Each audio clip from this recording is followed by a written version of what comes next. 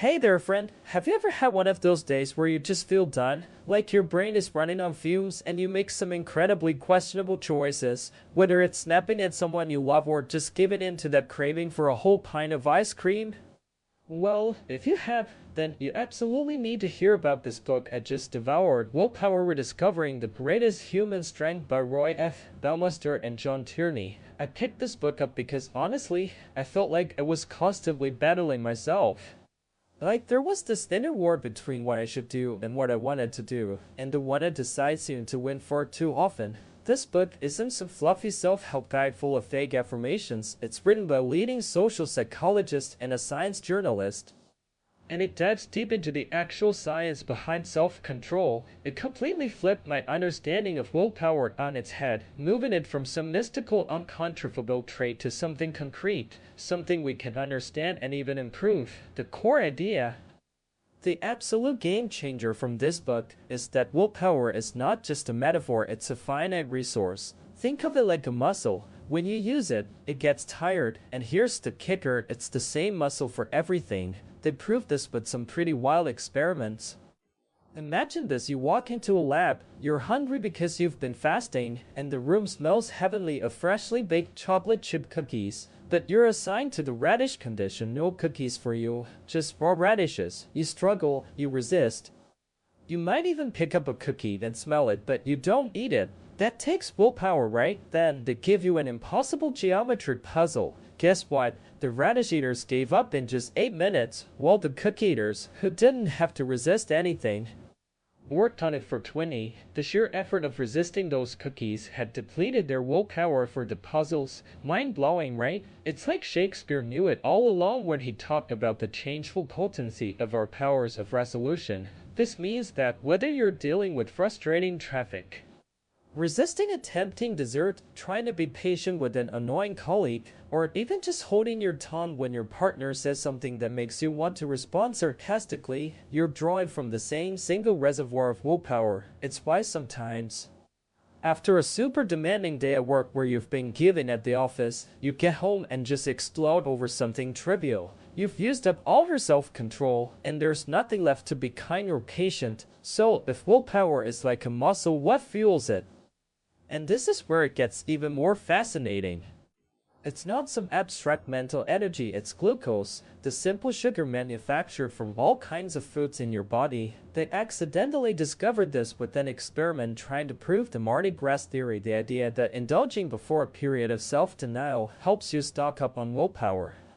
They gave some participants delicious milkshakes and others a tasteless, low-fat dairy concoction. Both groups performed better on the next willpower-demanding task. It wasn't the pleasure, it was the calories converted to glucose. The human brain consumes over 2/3 of our body's energy, and it needs this fuel. This explains so much, like Jim Turner, a diabetic comedian, describing how low blood sugar can make him lose control and kick his car, or how it can make you too overwhelmed to make even simple decisions. It also explains why chocolate cravings intensify during the premenstrual phase for women. The body's energy is diverted, leading to a craving for quick glucose. Now, knowing all this, you might be wondering, if it's a limited resource, does that mean we're just doomed to run out of it? Or can we actually make our willpower stronger? And the answer is a resounding yes, you absolutely can strengthen it.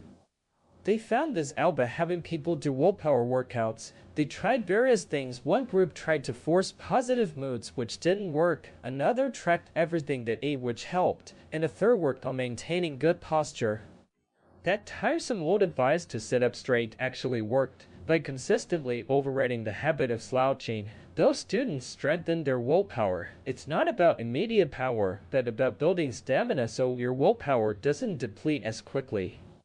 And here's the truly amazing part, exercising self-control in one area seems to improve all areas of your life. People who worked on their fitness started studying more diligently and spending less impulsively. Those who focused on money management found themselves smoking fewer cigarettes and keeping their homes cleaner. This means if you commit to making one small consistent change, like brushing your teeth with your non-dominant hand or avoiding common filler words in your speech, you're actually building your overall self-control muscle, and that strength can spill over into everything from sticking to a budget to being a more patient parent.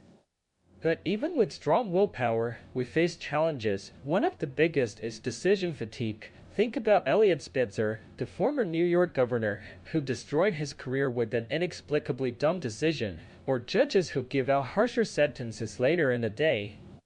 The book argues it's not always about a character flaw, but about the sheer mental exhaustion of making too many decisions. Each choice, even small ones like picking out items for a wedding registry, drains your willpower. When you're fatigued, your brain becomes a cognitive miser, seeking the path of least resistance. This means you'll often default to sticking with the status quo, avoiding tough compromises, or impulsively buying things, especially when marketers strategically place impulse purchases at the checkout counter. Knowing your self-control is at its weakest. Another common willpower trap is procrastination. The authors explain it's usually not perfectionism as commonly believed, but impulsiveness. When faced with a difficult or boring task, we give in to the immediate urge to feel better by doing something else. They had a study where students who procrastinated on a paper ended up with lower grades and worse health by the end of the semester because the last-minute stress took a massive toll. So, how do we outsmart ourselves? The book offers some brilliant strategies. One is to understand the Zeigarnik effect. Unfinished tasks keep nagging your mind, like a song stuck on repeat. The key to silencing this monkey mind is not to finish the task immediately, but to make a specific plan for the next action, like Drew Carey, who got David Allen to help him organize his life. When Carey finally got his inbox to zero, meaning every single item had an identified next action or was handled, he felt euphoric. It's about telling your unconscious mind, I've got this handled, and know the next step. So it stops nagging you. Then there's precaution, locking yourself into a virtuous path before temptation strikes. Odysseus had himself tied to the mast to resist the sirens. Henry Morton Stanley, the explorer, used his public persona as the lamentary breaker of rocks to force himself to live up to his image. In modern times, this can mean using apps like Stick.com to set up financial penalties if you don't meet a goal, or even just keeping fattening food out of sight in your kitchen. It helps bridge the hot-cold empathy gap, that inability to understand how strongly you'll feel temptations in the moment when you're currently in a coma.